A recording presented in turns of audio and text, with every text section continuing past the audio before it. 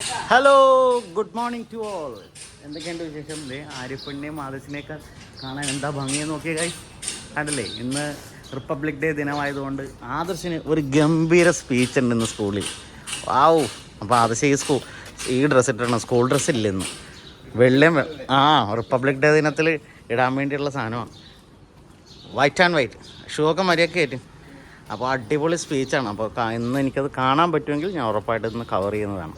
ഇന്ന് ആര്യപ്പണ്ണിന് കൂട്ടുകാർക്ക് ഇന്ന് ഡാൻസാണ്. പുറത്ത് വെച്ചാണെങ്കിൽ അച്ചാടെ തന്നെ ഉണ്ടാവും. ഓക്കെ, അപ്പോൾ ഇന്നത്തെ വീഡിയോ ഇതായിരിക്കും ഗൈസ്. അപ്പോൾ let's hope for the best. അപ്പോൾ ആദിശിൻ്റെ റിപ്പബ്ലിക് ഡേ പ്രസംഗത്തിൽ നമുക്ക് കാണാം വീണ്ടും.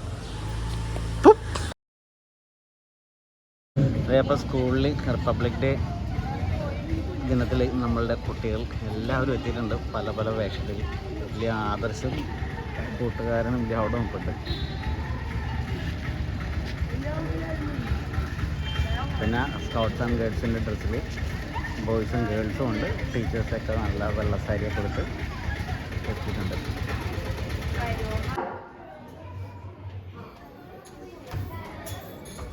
Good morning to all.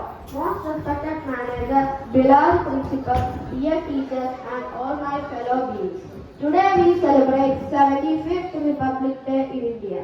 It's a momentous occasion that commemorates the adoption of Constitution of India on January 26, 1950. This day holds great significance as it means transformation of India into sovereign democratic republic. As we celebrate 75th Republic Day 2024, it is essential to reflect on the values that bind us as a nation and reclaim the spirit of unity, freedom and patriotism.